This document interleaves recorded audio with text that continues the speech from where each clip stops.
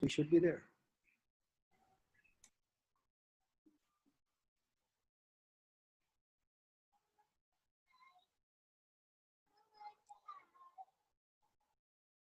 Oh. It's about time.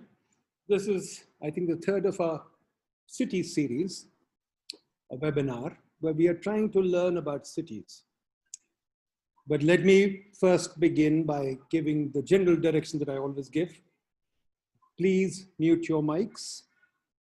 Let the speakers speak first. Then obviously we give everybody a chance to ask questions. You can ask questions later. So don't worry, everybody will have a chance. Meanwhile, don't forget these cartoons that we still have a policy outsourced, and IMF runs the country because we are incapable of running the country. So let's please bear that in mind. Okay, as I keep pointing out, the purpose of our seminars is to debate, create an academic debate for the academic community. We want to introduce our students, our researchers, to new topics for research. We want to get thought leaders like Ben Tuderen to speak directly to the universities and to our urban planners and to our various intellectuals. So this seminar is academic. It's not meant to be the usual political thing that you see in Pakistan. Well, today we've got an excellent speaker for you, Brent Tuderen. He is a city planner. He was a chief city planner for Vancouver, which is one of the loveliest cities in the world, one of the most celebrated cities in the world. And as you can see from his bio, he planned the 2010 Olympics, which is a huge undertaking, as you all know. He planned many other new urban regeneration projects in Toronto, in Vancouver. We'll get to do those now.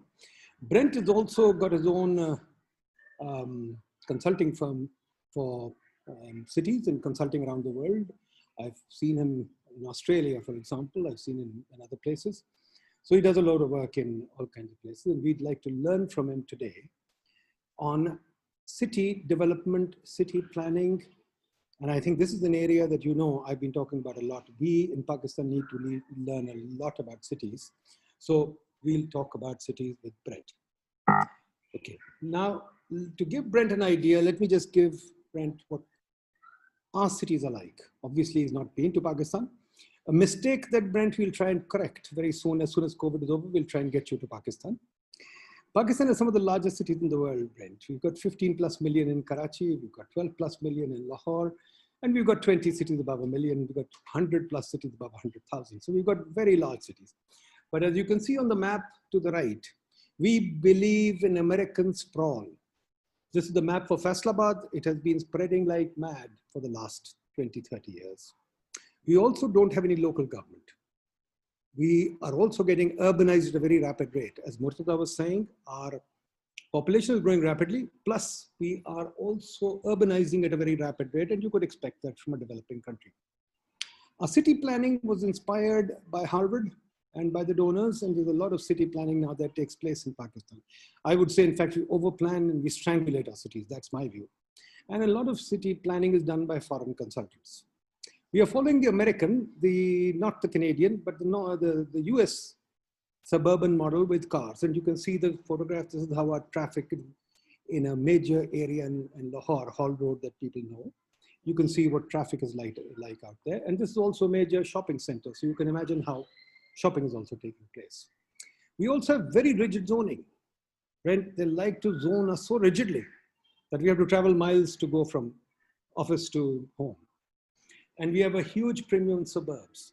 Our planning model is building single family homes, except for Karachi where there are more flats, but in the rest of the country, there are very few flats, and we are spreading outwards.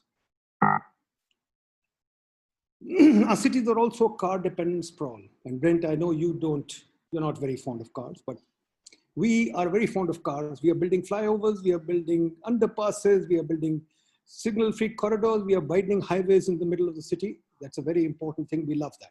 We don't like walking at all. Walkability is not allowed, there are no sidewalks, there's no infrastructure for walking.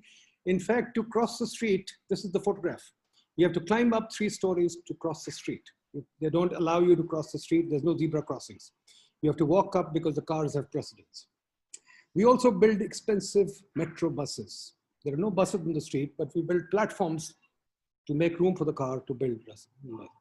Another thing which is very interesting, and I'd like you to comment on that, we have free street parking everywhere, or more nominal fee. We have no real street parking policy. It's a very nominal fee that we have. We also like to exclude the poor. This is what happens to poor housing. There's no zoning for the poor. Poor live in older parts of the city in sort of room 5, 6 to the room. They have no place for business. If the street vending is disallowed, we call them encroachments. We have no sidewalk commerce, no sidewalks even. So in a sense, what we say, we've done a webinar on this too, that the poor are excluded from our cities. They have no place to live, except they can build informal housing, shanty towns, and then they're thrown out. The Prime Minister now wants to build 5 million houses because there's such a housing shortage. He says he wants 5 million houses. He's willing to give land outside the cities. He's willing to build single-family homes outside the city. He's willing to give them subsidies for those homes, but no jobs, no transport. I don't know, is this the way to include the poor? And we'll come to that. So we've got huge shortages, Brent. There's no school space, there's no commercial space, there's no office space, warehouse, all these spaces are not there. What happens is a single family home is converted to these spaces. And our cities have become unbreathable because now they're very, very polluted. They're probably the most polluted cities, some of them are most polluted. So Lahore, my city, is very polluted. And commuting is becoming more and more difficult every day. So our appeal to you, Brent, is to help us think our way through. We are drowning in sprawl, cars, homelessness of the poor. And we seem to have no vision for our cities except to increase the sprawl. And we are very fond of what we call master planning. We master plan our cities every 5, 6 years, and then the master plans get written in stone and we get into legal cases on them. And master plans are built by master planners who don't want to talk to the people.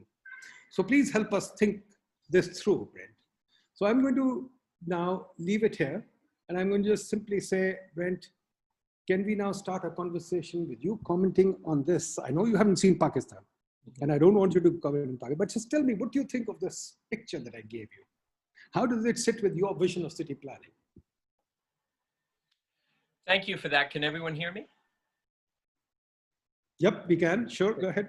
Okay, so, how to start? Thank you very much for that that summary. It certainly gives what I had planned to say some perspective. I think I was just writing things down and changing my mind about what I probably would have said in my introductory comments based on that. But I do want to start by saying one thing. You know, whenever I see a slide that says "Help us, Brent," I get nervous. I get nervous for me, and I get nervous for you. The last thing you want is someone who's never even been to your cities to try to tell you what the answer should be. And if anything, I can hopefully help in support an ongoing conversation. But I'm always very careful. I do advise cities all over the world, but I put a lot of pressure on myself to learn about those places. And make sure that I'm giving advice that isn't dangerous. And I at least say that if I haven't visited your city, I don't even know what I don't know yet. I don't know how I could be dangerous in giving the wrong advice or bad perspectives. So everything I'm going to say today is in the context of global cities, other cities that I've worked in, observations that I've had that maybe as close to universal as any observations can be. But what I don't want, I want everyone watching this webinar to promise that nobody's going to say, well, Brent said that Pakistani cities should do this or do that. Because let's be clear, I'm not saying that because I don't know. I don't know yet. But I hopefully can contribute to the conversation. Having said that, I started, of course, my career in North America, Canada, and the United States. I started, after leaving the role of chief planner here in Vancouver, I started doing a lot of work for the last 10 years in parts of the world that I didn't necessarily think I would be able to work in. And when I did start that, I started with a great deal of humility and even some nervousness, because I thought, well, what can a North American urbanist teach other parts of the world, including many parts of the world that are doing things very well? And of course, what I've realized over the last 10 years, and I realized it quite quickly, is that there are universal conversations that are happening in cities literally all over the world. Every city in the world is struggling with cars.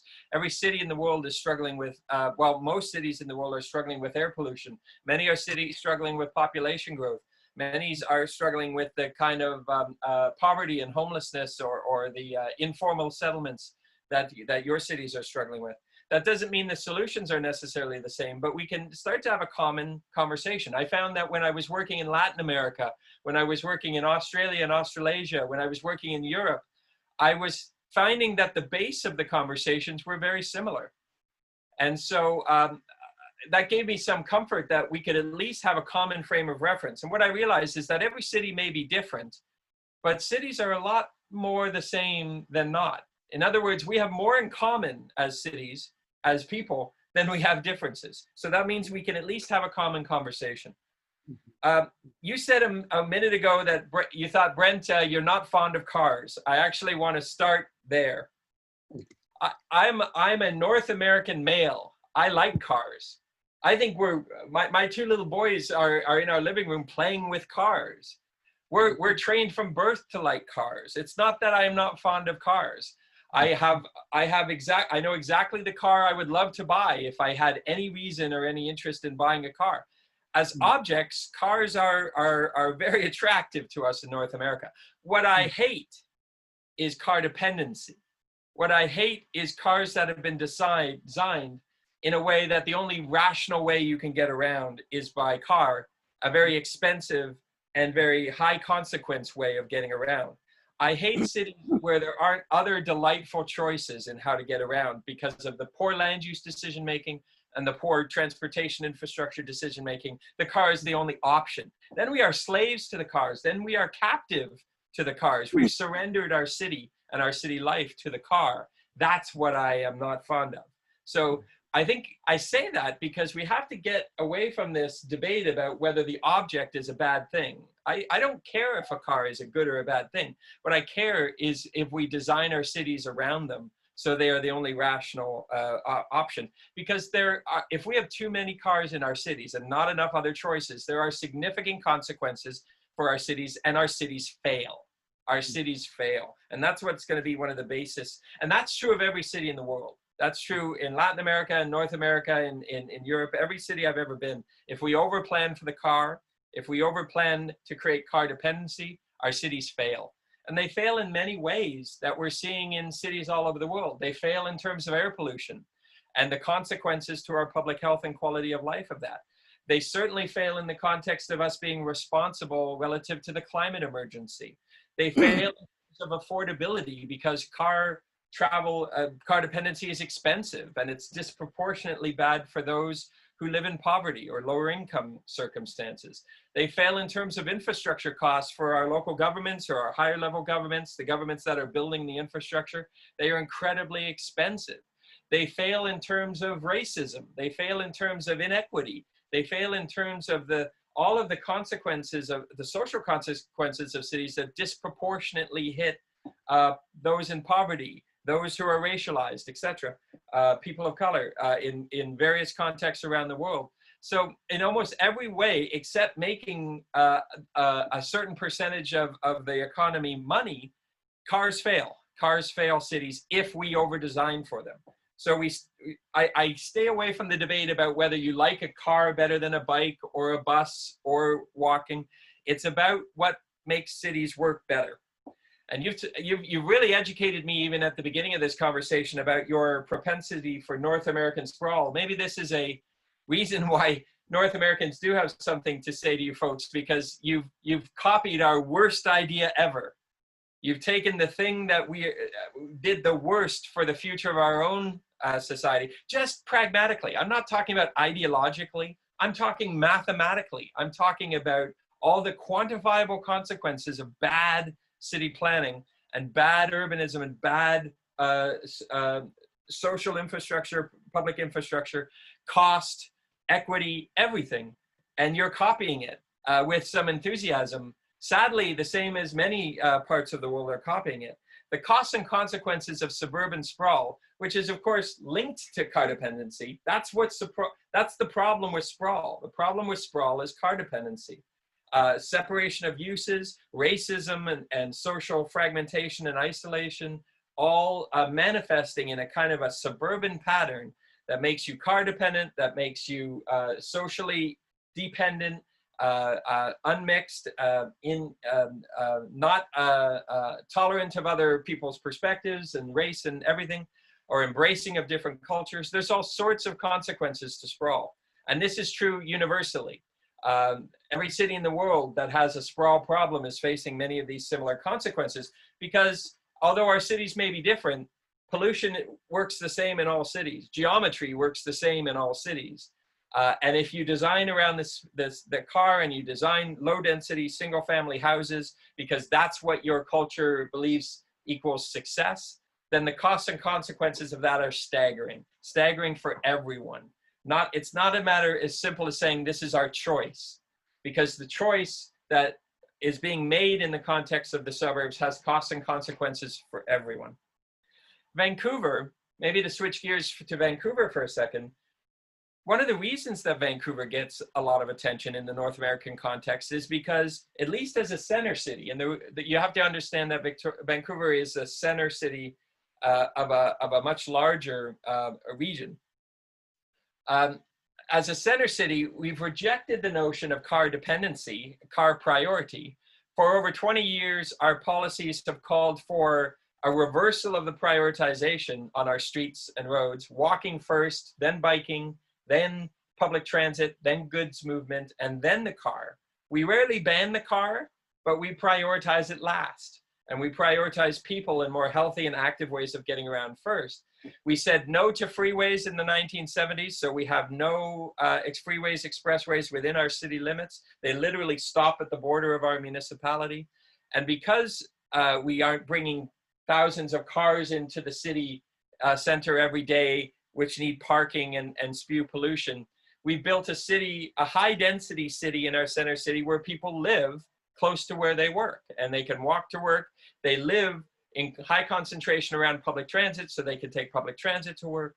We built a mixed use, high density, multimodal city where it's easier in many cases to get around. Even as I say, I like cars as an object, but I live in a place in downtown Vancouver where it's kind of crazy to own a car, because it's a hassle here, where you have to park it somewhere, you have to fit it somewhere, it's expensive, it takes up too much space, and it's so much easier to walk and bike and take public transit in our city.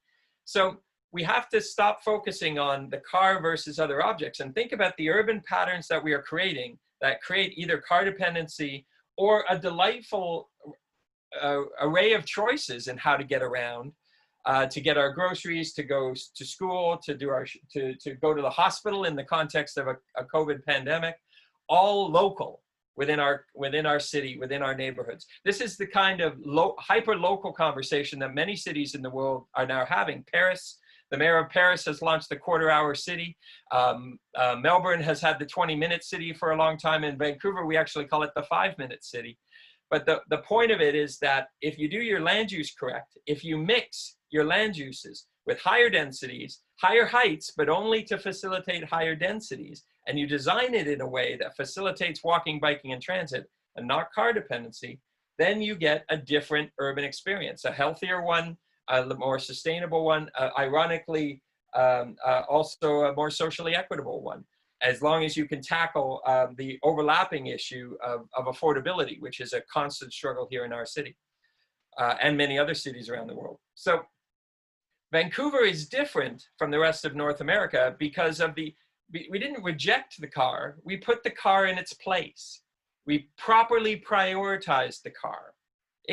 Cars can get just about anywhere in our city, but they aren't given the priority.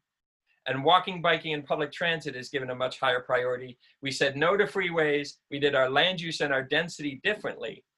And we've ended up becoming one of the most livable high density cities in the world, if not the most livable, depending on who you believe and what ranking you believe. But the point is, we've shown that you can do high density in a way, and mixed use in a way, and multimodal in a way that improves your quality of life, improves your sustainability. Vancouver is not the only city model around the world. I work in many cities that are doing many of the things that Vancouver does better than Vancouver does. And I'm constantly inspired by the cities that I've been working in. We can all learn from Latin American cities that are actually, frankly, better at doing this much faster. I spent 2.5 years advising Medellin, Colombia, which in the 1990s was the murder capital of the world. And their transformation around walking, biking, and transit, particularly public transit, their transformation around taking back their public spaces and becoming one of the most innovative cities in the world after being the murder capital of the world is a constant inspiration to me, my time working with them. What it shows is all cities can be inspired by and learn from other cities, but we've been doing that in the wrong way. Ironically, it sounds like, I said I'm not going to make any conclusions on Pakistan, and I won't, but from your presentation, it sounds like you've been inspired by the biggest mistake North America ever made with its cities. Low density, car-dependent suburbs, instead of being inspired by the cities that have rejected that and have actually improved their success because of that very strategic rejection. Brent. That's why I wanted to talk to you. Yes. Let me ask you, related to this is something that you said somewhere, I read it or I heard it somewhere, you said something which stuck in my mind, which is very important. You said that we should do away with freeways and we should have sticky streets. What is a sticky street? I think that's a concept that we should really think about. We used to have them, we don't have them. Can you please tell us what your concept is? Well, when you let streets, and it goes all the way from expressways or freeways all the way down to a local street, when they get designed by traffic engineers, usually it's based on mathematical exercises about how to move as many people as possible. And let's be honest, it's actually about moving as many cars as possible. So the sidewalks get, the portion that is given to the car gets widened, the sidewalks get tightened, there's certainly no room for buses or bikes. And because it becomes a bit of a, what I call a traffic sewer, which is cars moving as fast as possible, usually a one-way street, which is a mistake for anything except treating it like a traffic sewer. I call those streets traffic sewers because you think the only purpose of them is just to move cars through the street like a water through pipe. Because of that, the street wall, the things that are happening at eye level at the street all become sort of blank and dead because nobody's walking along them much anyway. And it just takes away all the friction. And the whole point is to just move everything fast. And I'm convinced it's because engineers are originally trained to do more easy tasks, like moving water through a pipe, rather than hard tasks like creating a great street. On the other hand, a sticky street, and I didn't invent that term. I heard it when I was young, and I have no idea who invented it, but nobody was really using it, so I'm credited for bringing it back, I guess. I really liked it because the concept is not sticky in the sense of gum on the street or things like that. It's everything in the street creates friction. It seeks to slow you down and to actually enjoy and interact with the street. The things at eye level are visually interesting. There's a bit of street theater. The windows are transparent. The public and private uses are spilling out onto the street and sidewalk to where you actually maybe have to walk around them a bit. But everything is designed to take your attention and entice you to stay. It's sticky because it makes us want to stay and not leave as much. And one of my friends and great mentors, Jan Gale from Copenhagen, always points out to me and others that you can double the number of people on a street by doubling how many people come, but then you have to figure out where they're coming from, how they get there. You can also double the number of people by doubling how long they stay. And it's actually easier to do the latter.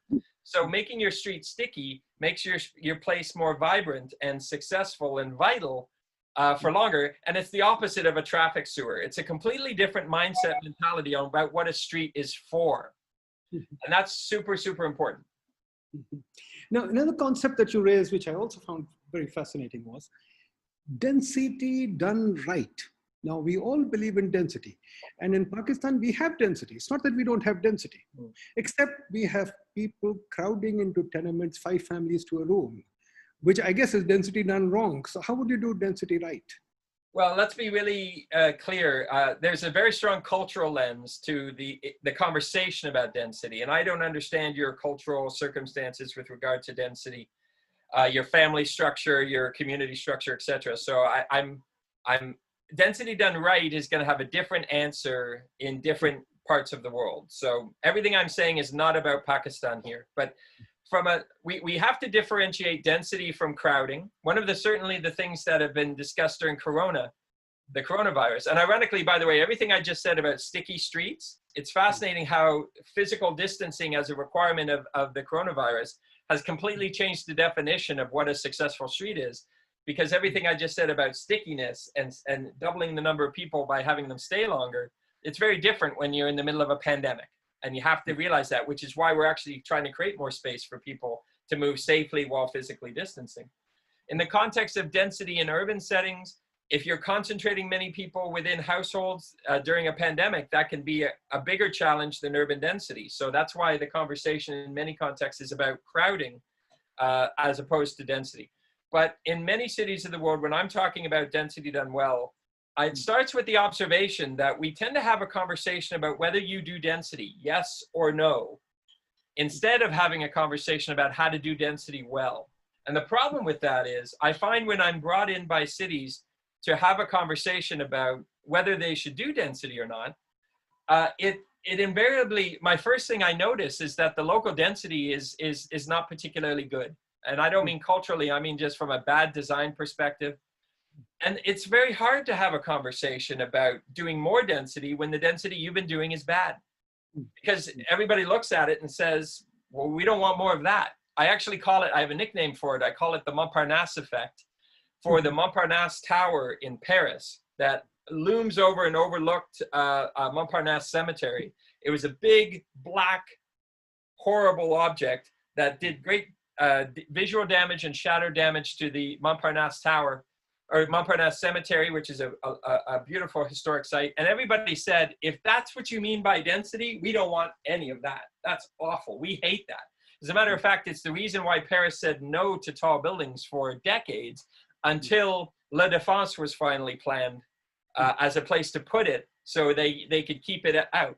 But a lot of that came from the conversation of how badly it was done, how obnoxiously bad it was done. So it's very hard to have a conversation about whether to do density, yes or no, when you've got a track record for doing it poorly.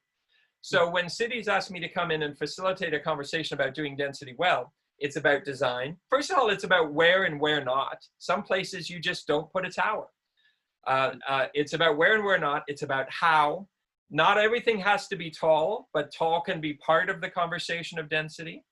It can be tall, it can be mid-rise, it can be ground-oriented densification, it can be all of the above in different places where it contextually works. But it's about better design. It's about not the design of individual objects, but rather how taller buildings contribute to a strong street, a strong neighborhood block, a strong neighborhood, and create a sense of urbanism. In Vancouver, our buildings are tall, but our buildings all land on a mid-rise podium with active uses on the street that create strong blocks, strong streets, strong neighborhoods.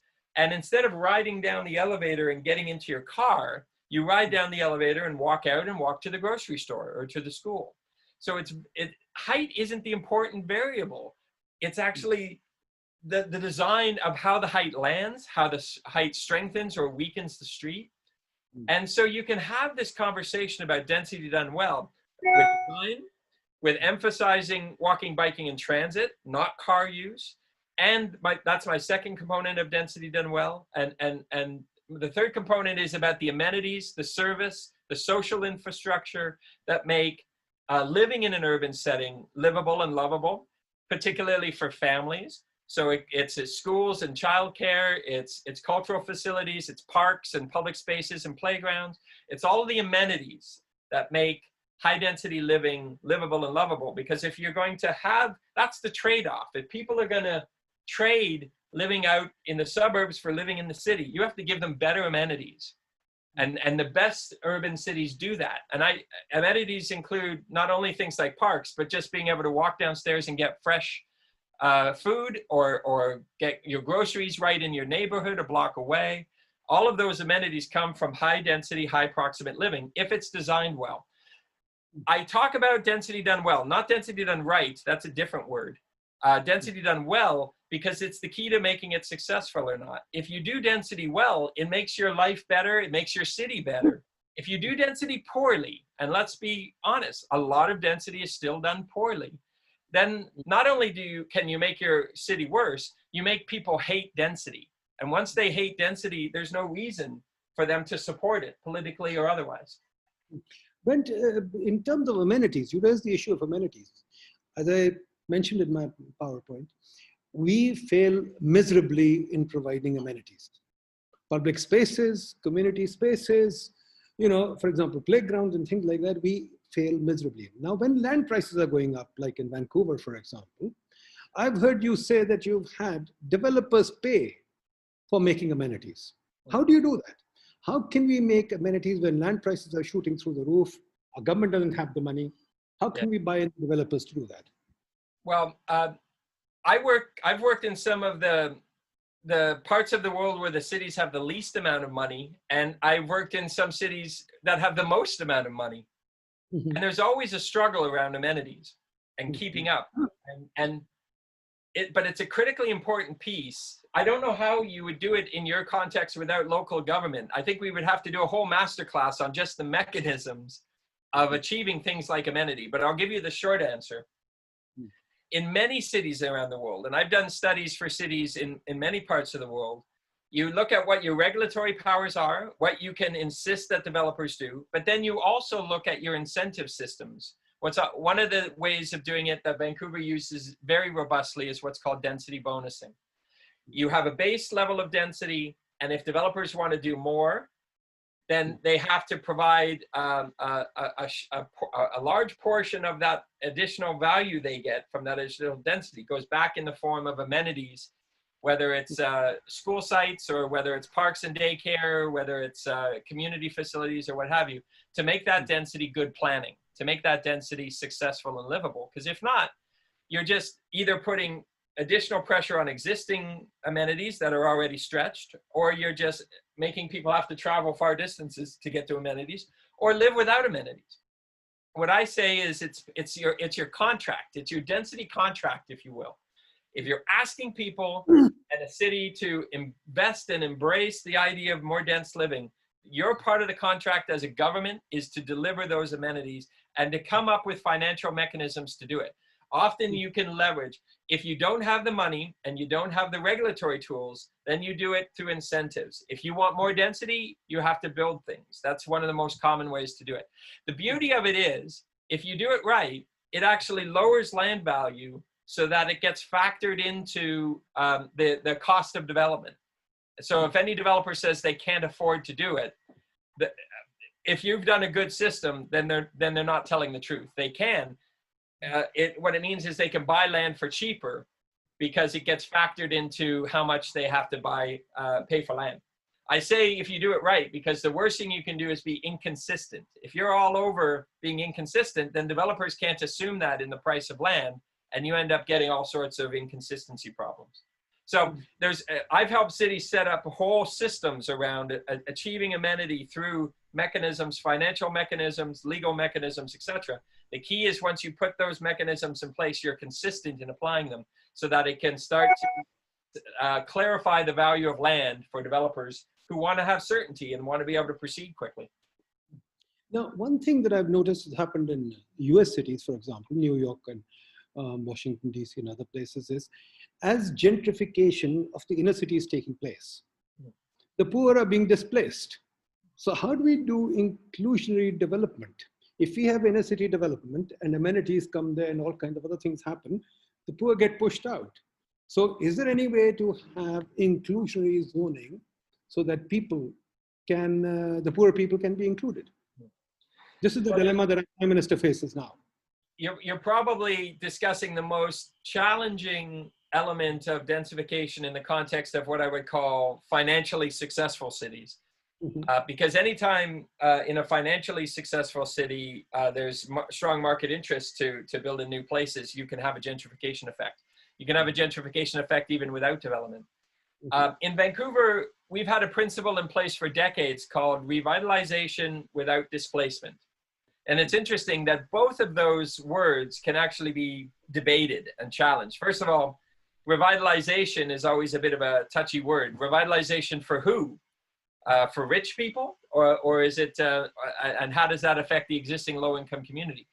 And when you're talking about displacement, the challenge is you can perhaps be successful in not physically displacing people. For example, in our downtown east side, which is just a few blocks away from me, you had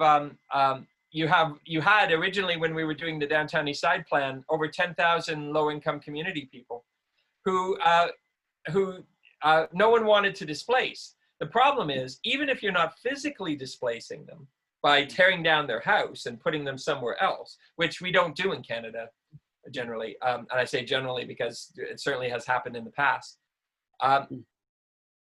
Even if you don't physically displace them, you can economically displace them. You can replace their low-cost grocery store with an expensive t-shirt shop, is the example I often use because I actually saw that happen here in Vancouver. So, and you can make it just more uncomfortable for them to live their lives because of different perceptions from other economic classes coming in. So it's a great challenge. It's still a continuous theory on whether or not different socioeconomic classes can interact in more diverse neighborhoods, in more accepted neighborhoods, because there's constantly tensions. I'm not sure I've had this conversation with chief planners all over the world, and I have not found an easy fix to that. What I usually say is it starts with having that as a key consideration in all your thinking, that you're having those conversations and that the low-income communities are part of the conversation and part of the learning. You're learning from them, and when the decision making is being made, that's a high priority. That doesn't make for a perfect result, but it certainly does make for better decision making than we've seen in the past with urban renewal and such.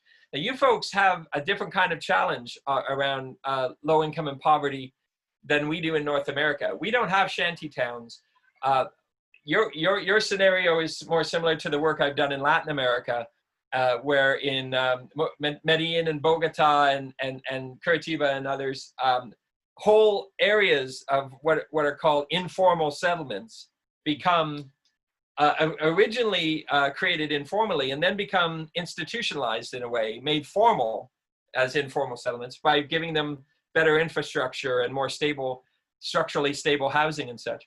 And so I've learned more about that integration of informal settlements into stable communities, supportive communities in my work in Latin America than anything I've done in North America. So I certainly would say we can have a sort of a universal conversation about gentrification, but I think that what I like about what you've talked about is instead of putting the poor out somewhere else in a shanty town, which seems like a very, I said I'm not going to comment on what Pakistan is doing. What I'll say is I've appreciated the cities that have sought to find fair and equitable ways to not displace, either physically or economically or socially or culturally displaced, and integrate into neighborhoods that can be shared neighborhoods. It's not easy, it's a lot harder, so it probably seems attractive to do the lazy approach, but it's fundamentally more fair, fundamentally more right. And the key to it is to have a conversation with everyone at the table. Mm-hmm. Mm-hmm. Well, let me also say, folks, Brent has to leave by 9:30. So if you want to ask any questions, please raise your hands. I'll include you. Meanwhile, I'll continue. Brent, what about master planning? We seem to be, our cities are married to master planning. We make master plans every 5 to 10 years. We don't really follow them, but they kind of become legal binding for us. And we have tons of court cases and all kinds of things happening because the master plan has been locked in. Now, do you guys develop master plans and how do you handle them? I have to say I'm confused by the way you've just described it. You said in one sentence that you don't follow them, but they're also locked in and legally binding. Usually the problem with master, so you've literally described both ends of a problem. That's Pakistan to you. That's Pakistan to you. You can have master plans that nobody's following, and then what's the point of them? And they're just confusing. But you don't have to worry about them because nobody's following them. Or you can have the kind of master plan where they're locked in and they have zero flexibility. First of all, I have to say the term master plan is used differently in many parts of the world. In many contexts, by master planning, you mean a very, very detailed physical design of a neighborhood and say, this is exactly where the building edge will be and the tree will be and how tall. What I'll say about this, I don't think that there's a right and a wrong answer to master planning versus sort of community visioning versus more flexible, adaptable, iterative planning. I'm not convinced there's a right answer and a wrong answer. I'm convinced there's a kind of an attitude or a tone that is usually either the problem or the solution. And what I mean by that is all planning is a combination of creating certainty and flexibility. Planning's got to be certain enough so that people who participated in the process and developers who are participating in the economic activity have a sense that what they can do or what they can expect. Everyone wants to know what they can expect. So there has to be a certain amount of certainty. And a master plan that's so wishy-washy that nobody knows what's going to happen, almost everything that happens, people will be mad because they'll say, I didn't expect that. On the other hand, good planning has flexibility for the better idea. For example, look at all the observations we've had about city building during the pandemic. We need to be able to constantly assess our urban setting, not throw away our master plan every 5 years, because then that's pretty useless. I wouldn't bother participating in a master plan if it got thrown away every 5 years. But know what in your master plan is flexible and what in your master plan has to emphasize certainty. What I've actually said, I've worked on and written a lot of master plans, community plans, area plans, and whole citywide plans with varying levels of flexibility and certainty. And what I've always said is the art of a good planning exercise, the art of a good plan, is to know when you should be certain, know when you should build in flexibility, and know the difference. And I've seen a lot of plans that are flexible when they should be certain, and a lot of plans that are certain when they should be flexible. So knowing the difference, knowing where you can build in flexibility for the better idea. I always said at my city halls, never let a rule stand in the way of a better idea. The art is knowing a better idea when you hear it. Knowing where you can build in flexibility for the better idea in your planning, whether it's in a master plan or any exercise, and knowing where you need to be certain and clear and predictable is the art of this. Because I'll say this to you, overly rigid master plans are a problem. I'm not a fan of them. They assume we know the answer through everything right now, and we're not going to change our mind, and no conditions will change. That's incredibly arrogant. On the other hand, I think our planning profession has shifted towards these overly flexible visionary statement kind of things that provide no certainty to anybody. And then I've actually been hired by cities after that kind of overly flexible plan has been done. And they said, Brent, nothing's happening in our city because nobody knows what's allowed. Nobody knows what council is going to approve. Nobody knows how much land is worth. Because we don't know what's allowed, we don't know how much to pay for land. And so nothing's happening. And when anything does happen, the community's mad because they say, wait a minute, we didn't know we were going to get that. So there's this very dangerous laziness that can, by going too far the other way, by saying we hate master plans, so we want everything to be flexible. The art of it is to know when to be certain and when to be flexible in all of our plan making. Fascinating. Galaxy A70, who is that? Can you please speak up? I don't know who this is. Hello, can you hear me? Galaxy A70. Okay, if you're not speaking, Zia Bande. Zia Bande, please. Okay, you can hear me? Yeah, we can hear you fine. Yes. Go ahead. Okay. Okay, Mr. Brand, it was a lovely presentation. My area of interest is local economic development. I need to ask you, we're talking about this urban planning and all these things, a livable city. We all know Vancouver has been there quite long. I just need to understand how you basically incorporate that part of economic development in this Okay. urban design to create jobs, to create prosperity. That's one part. Second thing, you have remained as for 6 years as director planning of Vancouver City. I need to understand that you are a person who is creative, who's professional, who's creating all these design. What difficulties do you face in political maneuvering for approval of these projects? The pressure you get from the council, the pressure you get from the businesses, and from the civil society. How you manage all that?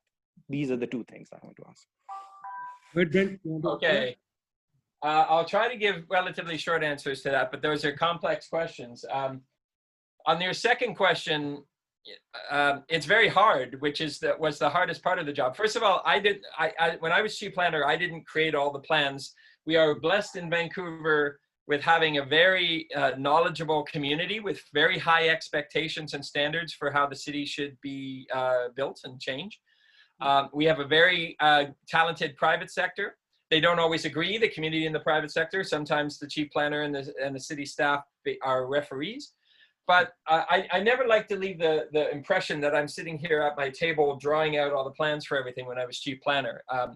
I think the chief planner's role is to set a tone and a vision, and to make sure that things that are happening are consistent with the kind of overriding vision for the city to be livable, sustainable, etc., and to be a champion for these things.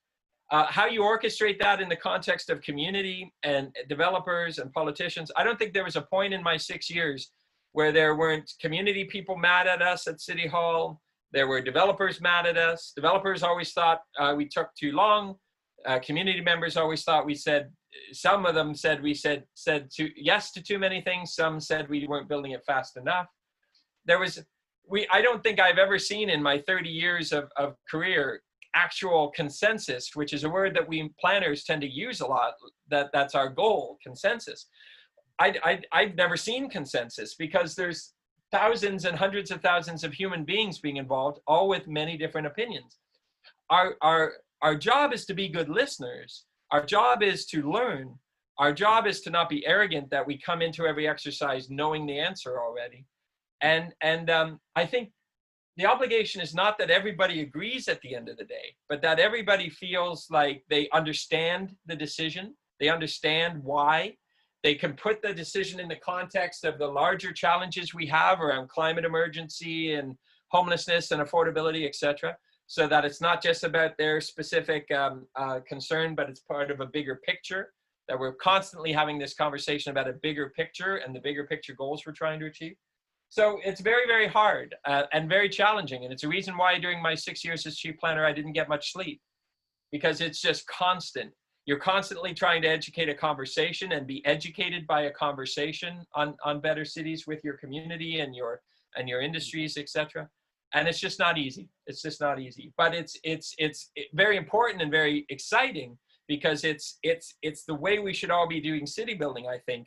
A constant challenging conversation, addressing proactively the tensions of what's working or not, talking honestly about what's working or not, and having a very good conversation with your community. One of the things you said in the starting point is that there wasn't much conversation in Pakistan cities or participation with the actual communities in city making, what we call public engagement. And certainly that's a conversation I'd love to have with you in the future, because I think the importance of having a constant civic discourse with your citizens about change in their city, an educated and challenged conversation about it, is critically important to having better outcomes that the citizens can, if not buy into, at least understand, so that that the system is fair.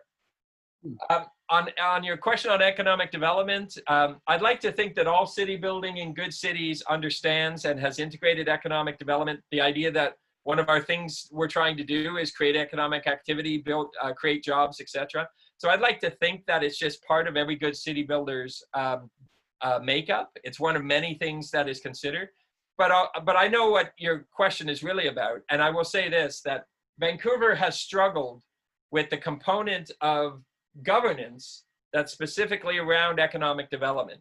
When we hosted the Olympics, for example, in 2010, we actually created a region-wide economic development government structure to help market the region during, before, and after the Olympics. And we wanted that to be a legacy for economic development following the Olympics, because we had done such a bad job.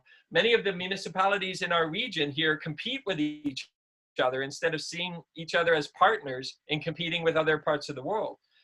Unfortunately, that new structure only lasted a couple of years, and then it fell apart because, for various reasons, but partially because the cities wanted to go back to competing with each other again.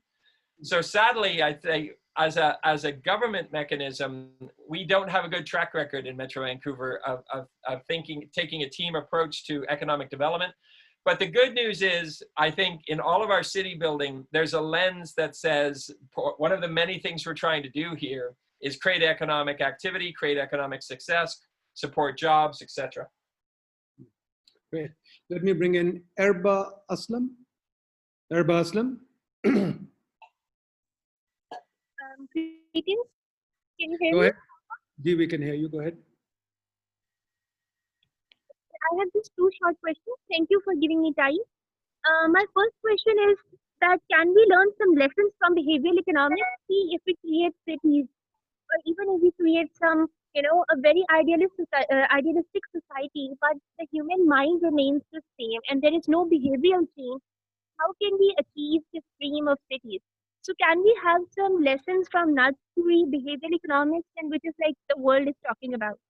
And my second question is a little bit theoretical, and that is that, we see that people are more the end result of economics is to achieve happiness, quality of life. So there is this school of thought that is like, which says about like, that school of thought is conservative romanticism. And they talk about that, people who were in villages, they were more happy, the quality of life was better there. So why do we need to have these complexities if our end result is quality of life and happiness? So that Okay. is all from my side. Good, good. Okay, Brent, go ahead. I heard the second question. The first question, the sound was sort of going in and out on the lady's voice, so I couldn't really fully make it out. Basically was, what would behavioral economics or behavioral science say about city making? And the second city is, we'd be happier in villages. It's the old Rousseauian thing. So why do we build cities? Well, I'm a big fan of behavioral science or psychology or just the human dimension of city making. It's almost weird to say that out loud, like it shouldn't be obvious. But how people interact with cities, with streets, with neighborhoods, with each other, and how that can be supported in city making, but not determined necessarily in city making, is fascinating to me. And I'm always amazed that it's not fascinating to more city planners, because it really should be the basis of our work. I consider myself to be educated by behavioral science, city psychology, urban psychology. I read and learn as much of it as I can. But I found I did that after I graduated from school. It certainly wasn't taught to me in any of my planning degrees. So I'm glad you brought it up. I find it very interesting. I think we need to integrate it more into our thinking. On the specific related issue of happiness, which is a great part of the behavioral psychology conversation, I see it as a lens. Quality of life, happiness, lovability is a word, if you love your city or not. All of these terms have been used for some time in the context of city making. Are our people happy in the context of change and growth? It's a tough conversation to have in change, because psychological studies have shown that people don't like change. Psychological studies have shown that we're actually more afraid of what we're going to lose in the context of change than happy about what we might gain in the context of change. And that's universal. It applies to almost everything. We're always more afraid of losing something than we are excited about gaining something, no matter what the thing is. And so I find those kinds of observations fascinating in the context of when we're going out to communities talking about change. People are inclined to not want things to change, even if they are changing. Right now, whether we like it or not. So I think it's a very important conversation in the context of community engagement. On your specific example of urban living, I think what we've struggled with in Vancouver for a long time is building high quality of life in the context of high density, and not have a lazy conversation that sort of says everything high density is low quality of life, everything low density is high quality of life. Well, that's not borne out by the facts. What actually matters is quality of development, quality of design, quality of community building. You can have a low density community that is very socially isolated and with a low quality of life because of poverty and other things. You can have a very high quality of life in the context of high density urban living. What the difference is the quality of the urbanism, the quality of the design, quality of the city building, quality of the social networks, social functions, social systems, and all the things that go into happiness that go well beyond city planning. The other thing, to answer your most basic question, why don't we all live in villages? I think the presentation that started this event sort of puts that into a context. If you're growing as fast as you're growing, and you try to physically, mathematically, if you will, accommodate everyone in villages, you will very quickly, in a low density context, use up all your space. The people don't fit. So it really comes down to how you're trying to accommodate people, how many people you're trying to accommodate, and increasingly accommodate them not only in as high quality a context as you can, but a low carbon footprint, low pollution context as you can. So it's not as simple as people are happier in villages, so let's just build villages. If you've got a large number of people that you want to or need to accommodate in the context of housing, then villages won't get you there. It's physically just won't work. But so that's my answer to that question. I will use it to piggyback on a comment that was made. I think you said at the beginning that the government wants to build 5 million houses because there's a housing shortage. So that the other part of the answer I just gave you is, just like I don't think you could accommodate the numbers in villages, I don't think you should try to focus on the numbers at all. It makes me nervous. I've worked in many places in the world where a government official has said, we need more housing because of a housing shortage, so we want this many houses. And it becomes this kind of mathematical exercise that says, if we get 5 million houses, we've succeeded, check. It makes me very nervous because it treats community building and city building like an accountant's exercise. Like all we're doing is math. And it puts great pressure to just build, whether there's a quality conversation there or not. Every city badly needs a quality conversation, and we should not be focusing on number of houses. We should be focusing on building streets and neighborhoods and communities that, yes, have many people living there. But if you focus on housing numbers, that's what you get, housing numbers. If you focus on building community and neighborhood and streets, then you'll get your housing numbers, but you'll get them in a much more successful and better form. So I say that, I don't know your government officials. I don't know if that's a fair characterization of this 5 million number. But I'll say this, I've worked in many places where I've told governors, ministers of housing, etc., please stop talking about numbers and housing and start talking about quality and neighborhoods and communities, because you'll get what you want, but you'll get it in a better, more successful outcome. Excellent point, excellent. Atif Aslam? You'll have to be quick, guys. Atif Aslam, quickly. Thank you very much. Just one question. How you are integrating sustainable development goals, particularly SDG 11, into your mainstream development planning of Vancouver? I don't think SDG applies to Canada. But go ahead. Go ahead, Brent. When he said particularly something, he said something. Don't worry, that doesn't apply. Development Goal 11. Sorry, Brent wouldn't know about that. Brent, don't worry about SDG 11. Okay. Doesn't. Okay. That's only for us. Okay, got it. So it may be equivalent to what we call LEED or passive design or step. We call it step code. Every different places. Europe has different codes. I'll say this.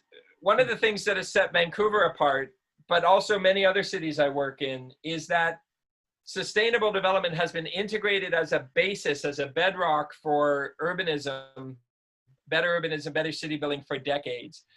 Vancouver was one of the very first cities, if not the first city in North America in the 90s to issue a report that changed our city making called Clouds of Change.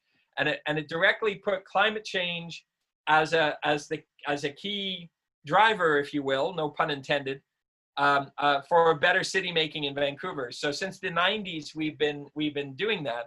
Vancouver was also, at the beginning of last year, the first North American city to declare a climate emergency, and that started a lot of other North American cities doing the same, and developing plans to address the climate emergency with that specific word, emergency. And I like that word because it creates a sense of urgency to the speed and distance of our changes, because just like we've seen in this pandemic, when you're in an emergency, you have to behave differently. I don't know if that mechanism you referred to is about buildings.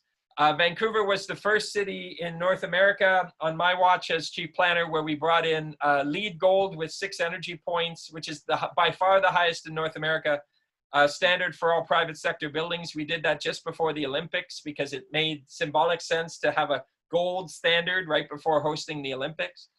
Unfortunately, it's been 10 years since then, and we're still by far, we've actually elevated our standard into higher performance standards around passive design, etc., well beyond LEED now.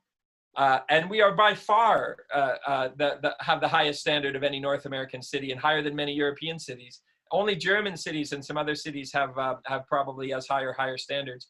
So sustainability gets integrated at every level of our thinking. At the building design stage, yes. But it actually starts at the community design stage, at the city design stage. We have all sorts of packages of rules and regulations or policies under something we called eco-density, which is about the ecological densification of the city. We created what was called a Greenest City Action Plan under the last mayor and council to try to benchmark against the best cities in the world in 10 categories of sustainable and green city building. So to say it's been a key driver of all of our city-making decisions is an understatement. And yet we're constantly struggling with the sense that we're still not going fast enough, far enough relative to the climate emergency. But I could bore you with a bunch of numbers about how successful we've been. We've been very successful in our sustainability performance standards by North American standards. But what I always say is I'm burdened by the knowledge of the cities I'm working with and for around the world that make Vancouver still look pretty behind. So there's always some other cities that can inspire you to go further and faster, which is what we need to do. So it's part of your sustainability, sorry, it's part of your quality discussion. Great. And Maz? It's more than part, it's kind of the bedrock. Bedrock, yeah. Yes, hello, hear me? And Maz, go ahead. Yes, can you hear me? Yeah, we can hear you. Go ahead. All right. So I just wanted to ask a quick question. Could you briefly, Brent, tell us about some of the positive aspects of Soviet and Chinese urban planning? Because we've seen that they focused on a lot of livability with their microgrids, and especially in the Soviet areas. I don't know. Do you know anything about those, Brent? I don't. I can't talk about Soviet planning. I've been invited many times to do things in Russia. And by the way, I presume that's what you mean when you say Soviet. But I haven't accepted any work in Russia for various reasons. In terms of Chinese work, I think Chinese cities have been a fascinating observation for us. Here in Vancouver, half of our population is of Asian descent. We have very strong ties with China specifically because of our role in the Pacific Rim. And so we had many delegations come from China to learn from Vancouver urbanism in the context of, we would do one building, they would sprout 30 buildings in the context of the speed of change in China. I've been fascinated by aspirations around eco-city models in China, etc. But I have to say this, I've struggled with an observation that the follow-through on Chinese sustainable city building is not nearly as good as the conversations and rhetoric are. And so generally speaking, I haven't seen a lot of things built that I actually think that I've been particularly impressed with. And it's left me with still an observation that China has more problems than it has solutions. Unfortunately, as we right after the pandemic, Wuhan was one of the first cities to go back to, after reopening, go back to just overwhelming car dependency and urban pollution. So I think they still have many, many challenges that don't necessarily match the rhetoric of their aspirations. I find their aspirations very inspiring, but their follow through is less inspiring. Okay, we have now the president of our Town Planners Association. So let's have his question. Khurram sir.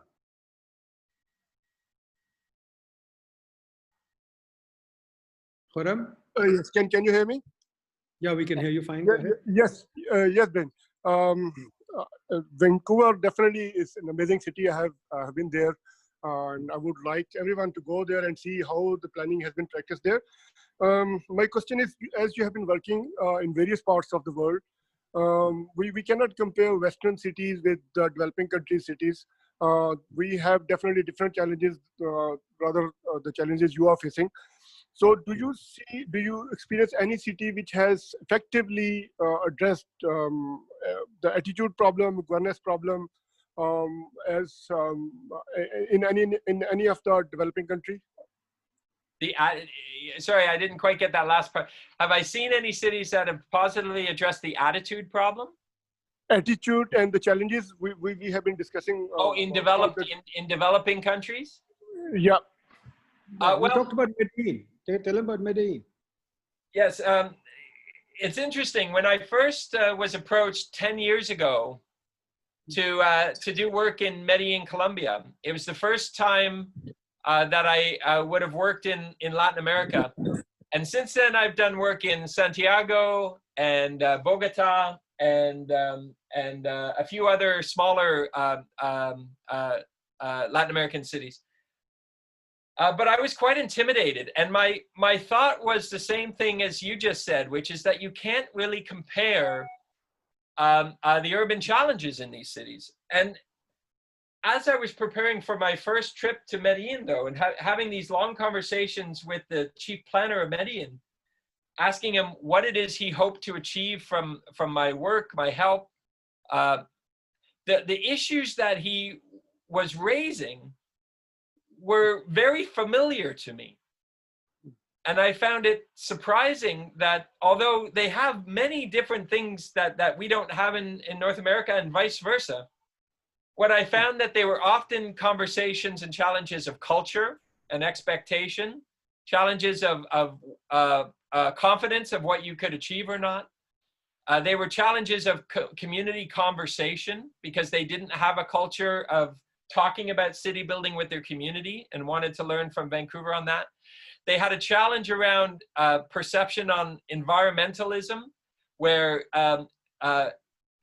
some people understood that building higher density cities was actually good for the environment, but others thought it was bad and wanted to spread out, ironically spread out in low density car dependent ways. So there was a real fundamental misunderstanding of what environmentalism even meant.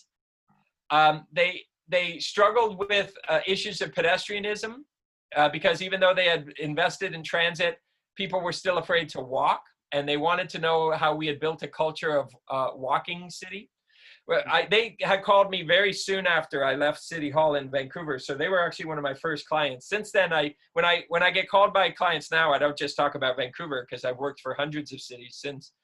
But I remember being struck by the fact that although their city was different, we were having the same conversations. And the key was to just make sure you couldn't, in a very lazy way, just take our solutions and plop them somewhere else. But if you're having the same conversations and you're having same challenges of increased car use, for example, as the city starts to get more and more affluent, one of the things I was struck by is that Medellin had the lowest car use of any Latin American city. Only 14% of the city residents actually used cars, but it was going like this because as the city was starting to become more developed and more affluent, they thought that the answer to affluence was to own a car and drive more.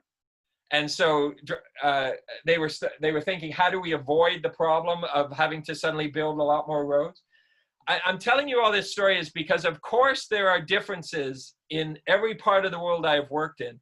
but I found it surprising and fascinating. Now, the more work I do internationally, the more I realize there's about 5 conversations that every city in the world is having that are critically important to the success of those cities. You just have to be very careful about not answering those 5 questions in a very lazy way, like it's the answers are the same everywhere. And by the way, no place is it more different than in the informal settlements and what you would call the shanty towns, because that is something we don't have in North America. We have urban poverty in the city in an integrated way. We don't have those kinds of things. And when I was working and particularly talking to them about how to serve the informal settlements in the context of walking, biking, and public transit, that was probably the conversations where I was most careful about being arrogant, about understanding the answers there, and recognizing that those cases were very different than what I had experience with in North America. I think the key is to come in with humility, but also a recognition that you don't have to apologize for the fact that every city in the world can learn from other cities. Even when your cities are different, you can be learning from each other. You can be inspired by each other. And the best thing to do is for locals to be inspired by what they've seen and heard from people like me and figure out local solutions. Good point. Last question, Mohammed Rizwan. Hi, Brent. Can you hear me? Yes. Go ahead, Rizwan. Okay. My question is, like cities like Delhi, they have built 300 kilometers of urban rail. Cairo has probably 100 kilometers. But as for our current financial situation, we can't invest on these type of things. So as a transport engineer, I see the solution is in improving urban planning to optimize the expenditures on transport. But the way things work here, politicians like to call the shots directly. We don't have a proper technical governance structure where we have planning councils and all these things.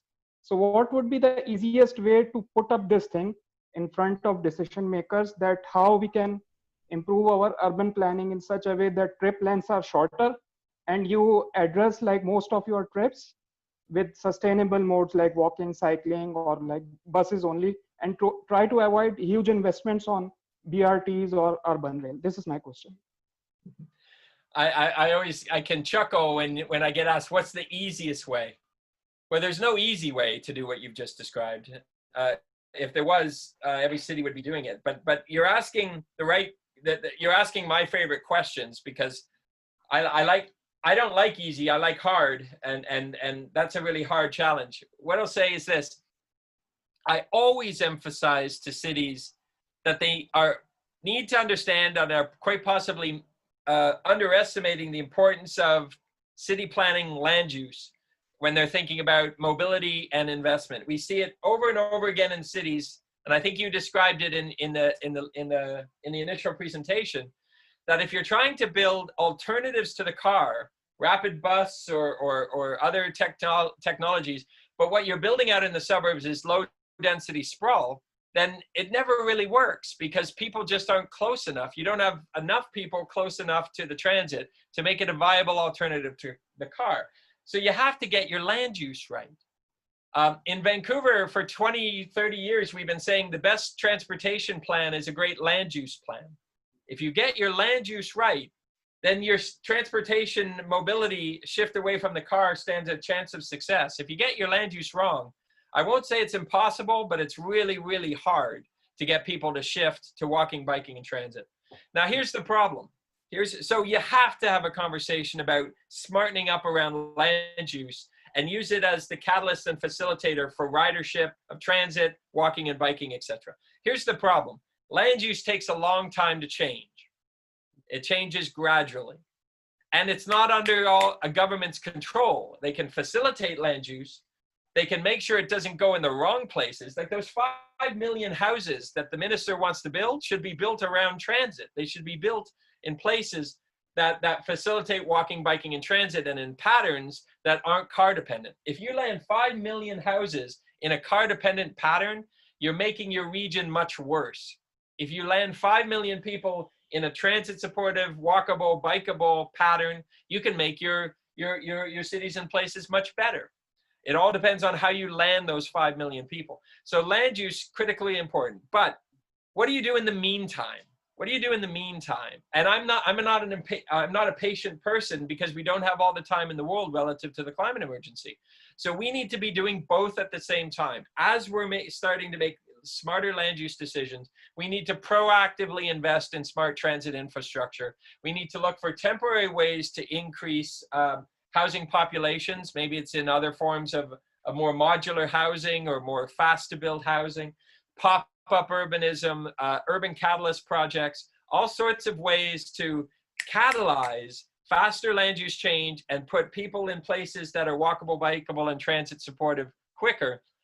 And you just have to recognize that you're going to have to front end some of that infrastructure before you necessarily have the population support to make it perfect.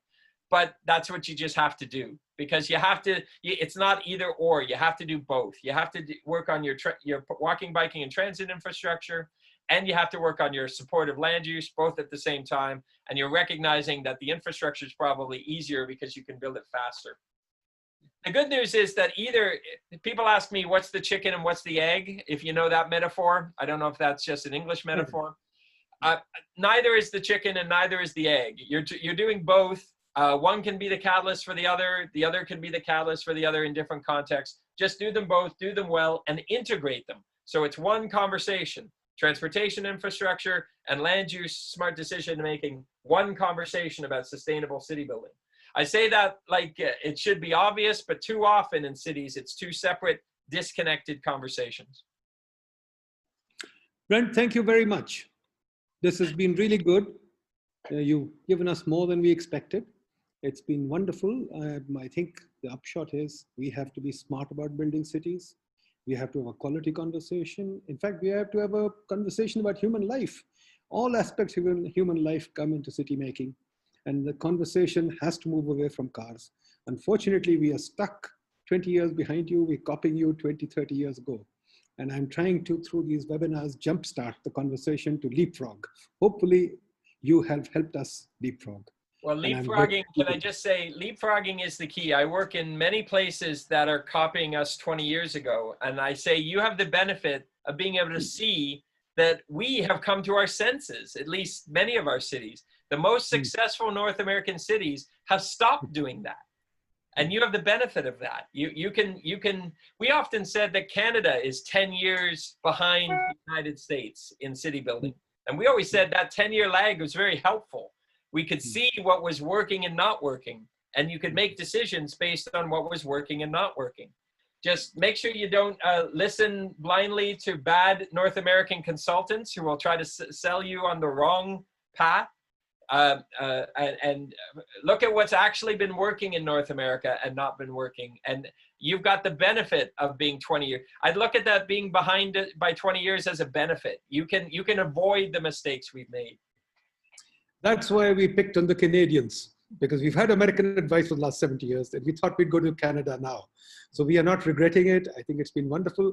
Thank you, Brent. And as I said, let COVID be over. We'll get you to Pakistan. Maybe you can help us think through things in Pakistan. My Thank you again. I hope it helps. Folks. Thank you. Thank you to everybody. Thank you. All the best. Bye-bye.